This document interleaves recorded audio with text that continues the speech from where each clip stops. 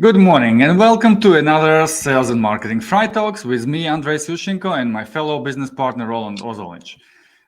During our conversations, we share insights, best practices, and anecdotes from sales and marketing leaders of technology companies of different scale and size. Our today's guest is Olga Olifirenko, product marketing lead at Ukrainian company New Age. Welcome, Olga. Hi, everyone. Thanks for having me here. I guess it's the third time, right? Yeah, it's our During the pleasure Fry having Talks. you back. Yeah. Thanks a lot. I'm looking forward towards interesting discussion with you guys. Yeah, and last time we met, I think it was around a year ago or so, and we talked about you launching an engagement automation platform, Retainly. Right. So almost a year, and I think you have a lot of things done during this period, and so we are looking forward to hear how did it go. Please share. Yeah, of course. Thanks a lot for the opportunity. And hello from Kiev to everyone. Well, yeah, launching a new product is a big deal. It requires lots of Yeah. effort, resources, especially in IT sector, because the price of the mistake is huge. Today's event is dedicated to my learning, just because saying the word fuck ups can be a bizarre. But let's be honest, we all learn, and I'm happy that I can share it today. This month marks a year of the war in Ukraine, where I'm located and where our team is located, but it Mm. also marks the year of our product launch. We Hmm. launched Retainly in April 2022, Yeah. and I'm ready to share some of my personal learnings. But before I proceed to some of them that I prepared for today, I would like to say that we never expected that the first media coverage, the first media article about our platform would be called not something like there is a new brilliant product on the market, but it would have the headline, the new MarTech platform is infused with Ukrainian resilience as coding took place from the bomb shelters. So I'd like to use this opportunity and say hi to our team for creating incredible things during tough times. Yeah. A couple of years ago, I've worked on an integrated marketing campaign called A Year Like No Other. And the aim was to express gratitude to the clients for a tough pandemic year 2020. So Hmm. this year, the campaign would be called The Year I Wish We'd Never Had. So let's get the ball rolling. The first learning is actually about the positioning. So Hmm. in the beginning, we did a huge amount of preparation. So during the prep phase, we ran a series of interviews with the target audience. We Yeah. had in-depth interviews to define their pain points to make sure that Mhm. our positioning perfectly reflects the pain point of our target audience. We conducted a value proposition workshop with the very experienced digital agency from the United Kingdom. We developed the brand house, identified unique selling points, created ideal customer profile, created the customer journey, selected the channel. Sounds like an ideal scenario from the book, right? Yeah. That sucked. Uh-huh. That sucked, And why really. so? We tried to position our platform, which is customer engagement automation, that was Hmm. created to bring customers back to your business again and again and to retain your customers as the B2C product. However, it turned out to be a B2B in the end of the day. So Retainly has only a web version. It doesn't have a mobile, as the majority of SaaS, I believe. And we promoted it as a B2C solution for the market, meaning that every marketeer, because our target audience are marketing managers, can use it if needed. Hmm. But it is hardly to be treated as the B2C if you don't have a mobile version, right? Oh. Because all our ads, all our promotions targeted our potential users on the devices that they use. But the registration process didn't support the mobile version.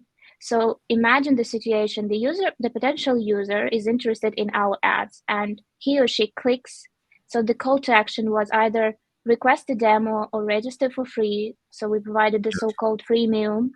And then when users started the registration process, they were confused because they were trying to go through it via mobile, which was not possible. So we put the banner, "Hi, sorry, go to your laptop and do it through your web," which was not the case because the attention span of the user is very small. So you have to catch it and you have to make it work.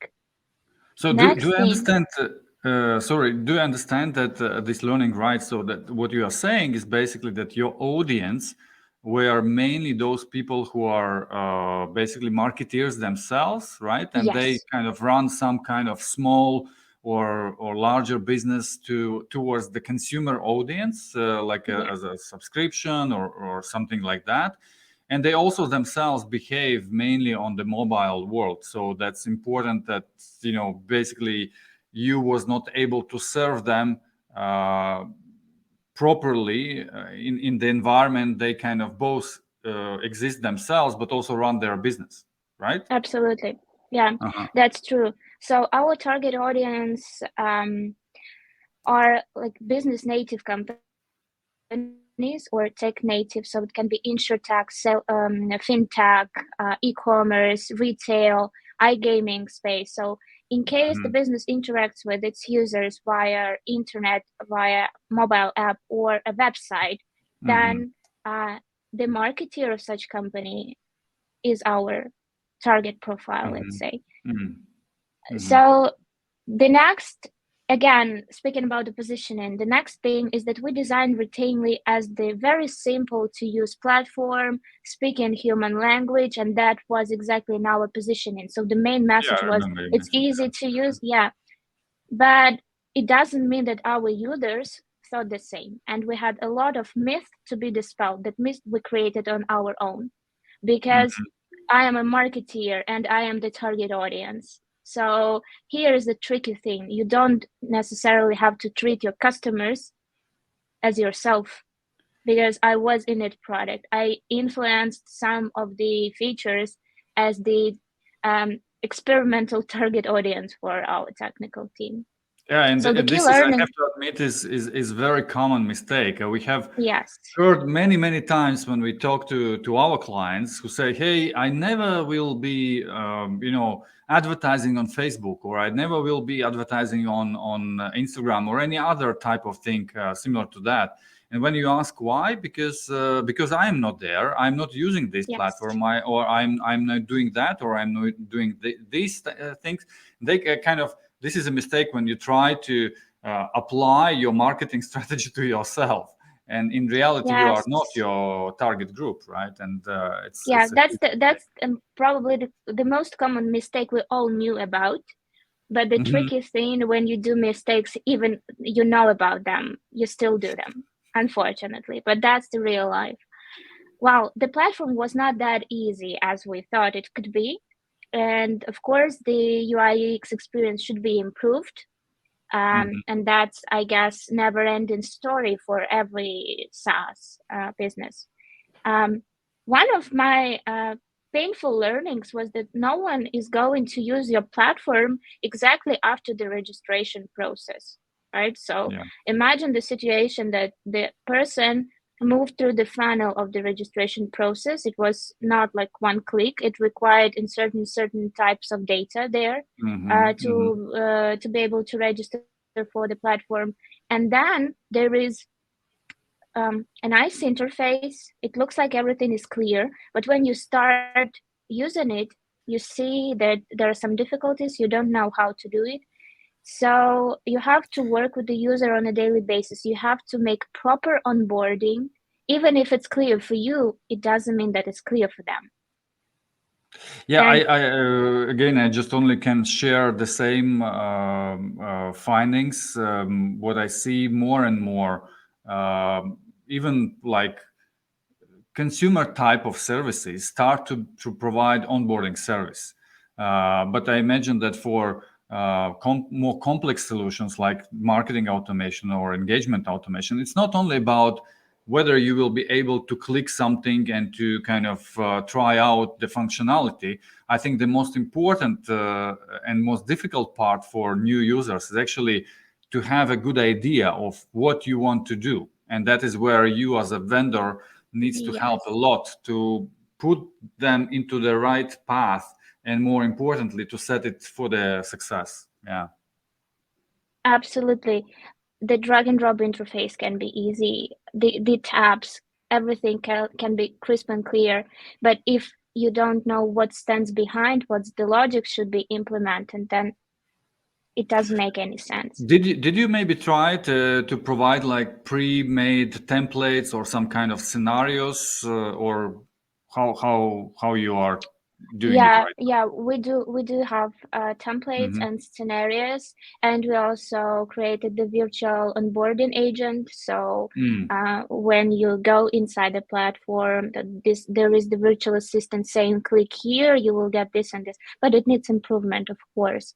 And we're Yes. also working on the series of short videos highlighting top features, how to do sessions, which is also very important. And we'll talk about the geographies a bit after, but because we had to change geography very quickly without our intention, there were lots of crucial things that we had to postpone. For example, creating those videos of how-tos, and we understand that people are more likely to use video content rather than the PDF file saying this is the guide, right?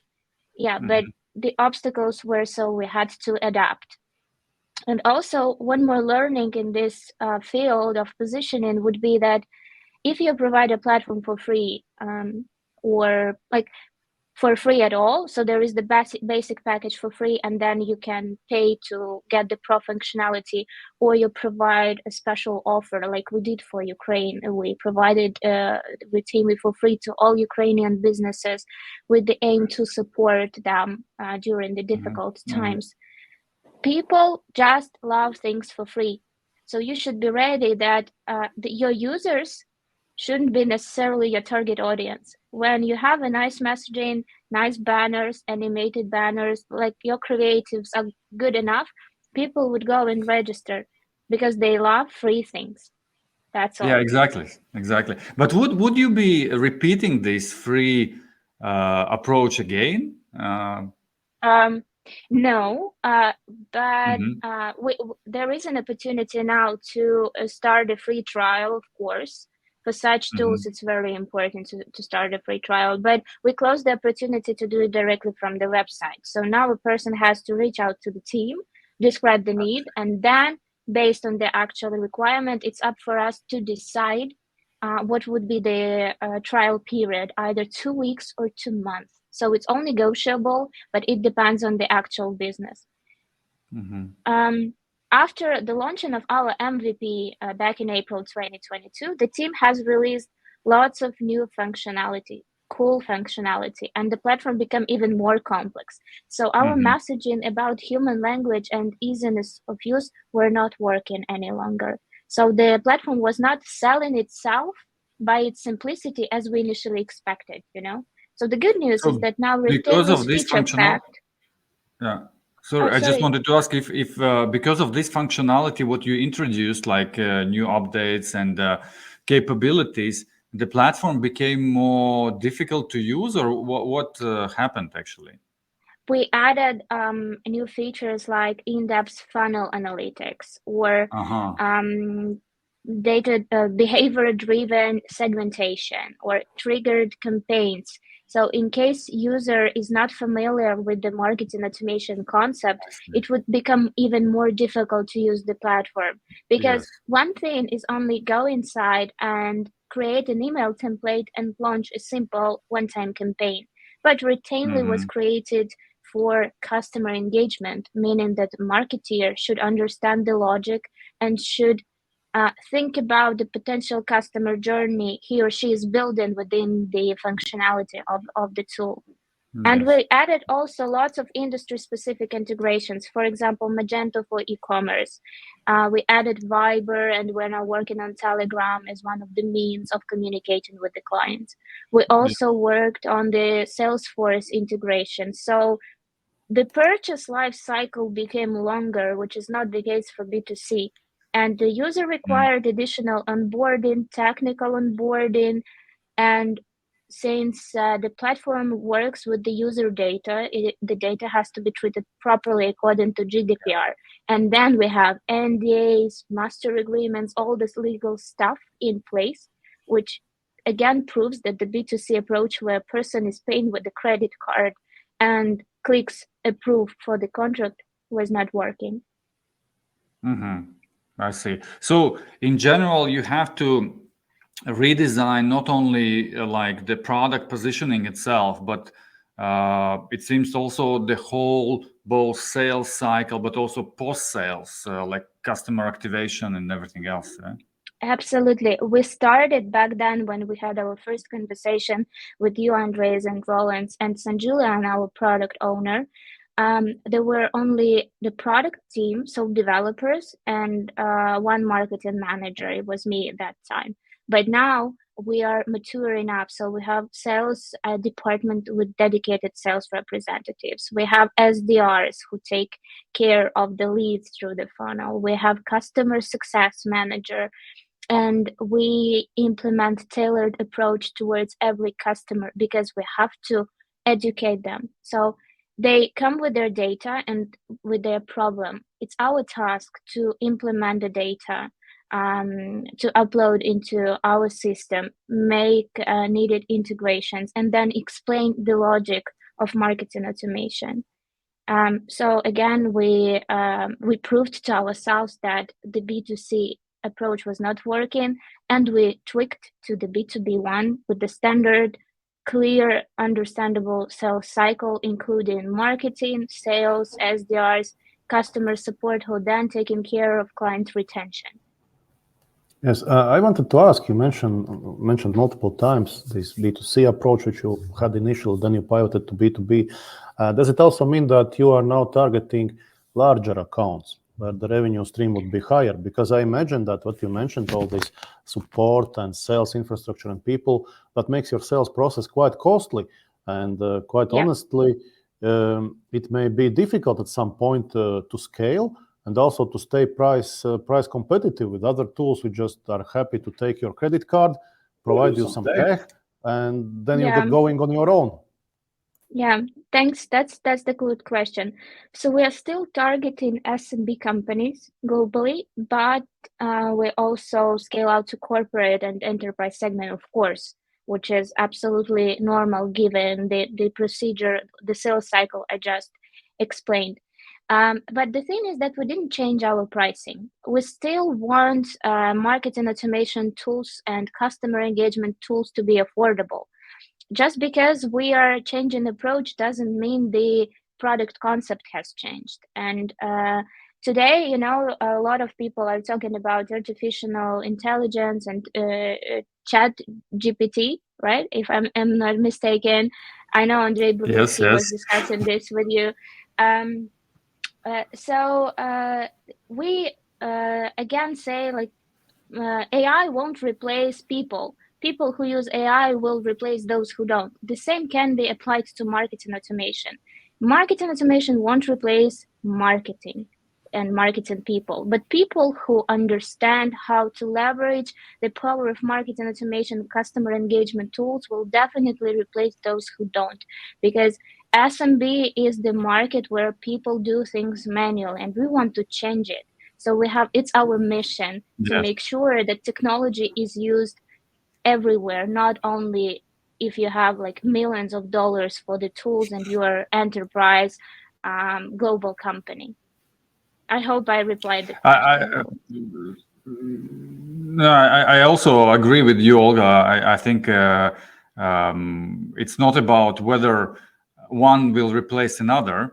It's probably that about the combination. So how you can kind of do better job combining availability of those tools and technologies with your knowledge and your competency, because that is still will be needed and required. And I think that is what we discussed in our previous episode with Andrei, what you referred to about AI and tools, that it will require a lot of mindset change and then basically the scope of work for marketeers. Where do you focus your time? Where do you invest your efforts? But coming back to what you mentioned, that you didn't change the price. Same time, you described pretty difficult, pretty complex actually process. Like now you have many people involved instead of just fully automated process and so on and so forth. Could you just share maybe your considerations about scalability? So how can you ensure the scalability of this approach? Yeah, of course. Remember, when we just started this conversation, I said that the price of mistake is huge.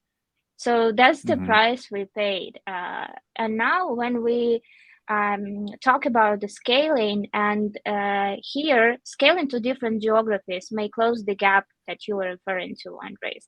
And in our case, I felt like I was the technical support of the Formula One pilot during this year, because our target market initially was Ukraine. So in ideal world, we're supposed to launch in Ukraine, work year or maybe like year and a half within this market, gain first clients, gain case studies, first learnings, and then scale out to CE, and then probably Western Europe, United States. So very logically, so it was crisp and clear. But that February 24th changed it all for us. And after full-scale invasion of Russia to Ukraine, we didn't manage to launch the product properly in Ukraine. So we launched an MVP version as the early adopters program in Ukraine in April, making the platform absolutely free for everyone. And in May, it was May 9th, if I'm not mistaken, we launched the early adopters for the CE region. And we mainly used only digital channels for promotion because we didn't have physical presence in those countries. But the chaos behind this process, so we scaled out because we had to, not because we were ready to or because we were wanted to. Imagine the situation. Pre-launch phase, we prepared everything from press releases to content, events, webinars, everything for Ukrainian audience with specific needs that we were working on before in Ukrainian language. And then we had to change everything, first of all, to English, and then we had to make the proper analysis of the target audience. Yes, I know that marketers everywhere have very specific challenges across the world, but still there is such a thing as localization. We didn't have time for it, so we launched it as is, and we used social media, we used Google PPC, we used SEO approach also. So we had a strategy, we analyzed the keywords, we analyzed the semantic piece of this to make sure that our offering corresponds to that market. But then in October, so 6 months after the MVP launch and early adopters launch, our platform finally had a proper launch in Georgia. Because that's the very interesting market to work on. And because our company, our parent company, New Age, has Georgian origin and Georgian roots. And it was fantastic. We had great event, communication with people, those press releases, I can imagine. Content, everything. So finally, considering Georgian hospitality, so it's it was a challenge for me to travel to Georgia from Kyiv as well. So it took me almost 2 days to get there to make sure that our product has proper presentation there. But again, so April till October, we used the time to work to analyze the Georgian market, the marketers' pain points, and we understood that market was not mature enough for marketing automation tools. So we had to educate them first. So before you scale out your SaaS globally, think about the problem or the pain of the customer. If they don't have it, do you want to create the one for them or not? If yes, then we're ready to solve it. That's what we did, and that's why it was fantastic, as we had our first clients there and clients from various industries. So now we have clients from health tech, from food retail, from e-commerce, because we also focused not only on geos, but we focused on the industries. And that's where, when you find your niche and you start working there and you gain experience from the market, that's just precious. Yeah. Absolutely. I'm just wondering how you mentioned about this localization and language information you prepared and everything else. How important in reality is to be able to provide or serve customers in local language? And did you really now provide these markets with the local content, with the local, I don't know, language support, or how does it work? That's the great question. It depends on the territory. So if we speak about Caucasus region, so for example, Georgia, Armenia, Kazakhstan, Uzbekistan, then English would be the best option, of course, but they do like localized content. So for example, in Georgia, we've tried to translate all our materials into Georgian language. The marketing automation language is specific.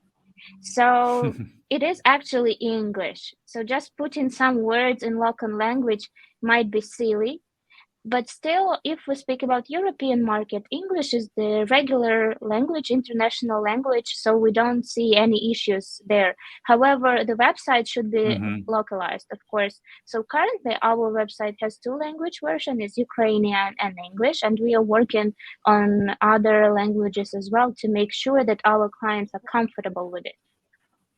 Until your clients are comfortable with your content and with your language, you can work normally. But if you see that the main obstacle from them to buy your product is language, then you tweak the language. That's simple. Yeah, of course. You also mentioned about kind of understanding where the market is. And if I understood you right, so actually when you enter the Georgian market, you find out that the marketing automation need is not really there. So, and on one hand, it can be a limitation. So you can decide, hey, we will not go to this market because this is not mature enough. On the other hand, it's a great opportunity because you are just first who can come and actually create the market for yourself. I understood that you choose the second scenario, right? Yeah, that's true. I wouldn't say 100% that the market was not mature or there was no need in marketing automation tool. There were issues, but people were not aware that there are tools to cover those issues. And our task was to educate the market and showcase the potential of their business growth. And we showed some numbers like ROI if they automate some of the functions, including marketing functions. And the interesting fact that I've noticed, especially in Georgia, that like one of the every third customer has no idea about the difference between CRM and marketing automation tool. That was stunning. And it's actually like comparing Natalie Portman and Keira Knightley on the photo. Like both tools are vital, they both used for clients, but they cover different stages of the customer journey. So it was our task to share the differences between those tools and to see that if they are integrated as the complex solution, then it can bring tangible results to the business. But I also imagine that all that findings made you rethink and kind of design your go-to-market strategy, because it's completely different story when you go to the market where demand is already there, the knowledge is already there, so you basically need just to introduce yourself to the market to make people willing to deal with you as a vendor, potential vendor. And a completely different story is when you need to kind of create awareness on why they need this, right? And it's much longer journey. So how did you deal with this educational part? So how much actually you invest time currently into educating the market, if you can share? A lot. And how do you do a that? lot. What works? A lot. Yeah. Yeah, I would say that the proper content and educational materials are now our top priority. So it's our target goal to educate the market. But also our go-to-market strategy changed with the sales plays, changed with the scenarios, changed with the route to market. And this is the third learning I would like to share with the audience today. So when you go globally and you want to scale your SaaS, you should think and analyze whether you have enough in-house resources to cover different markets. If not, then it's worth looking towards a partner channel creation. If you're a developer of the solution, meaning you're a vendor, there are certain things you can outsource. For example, you can hire content agencies or content writers.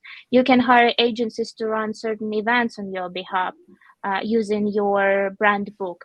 But you cannot outsource the sales function until you sign an agreement with the partner.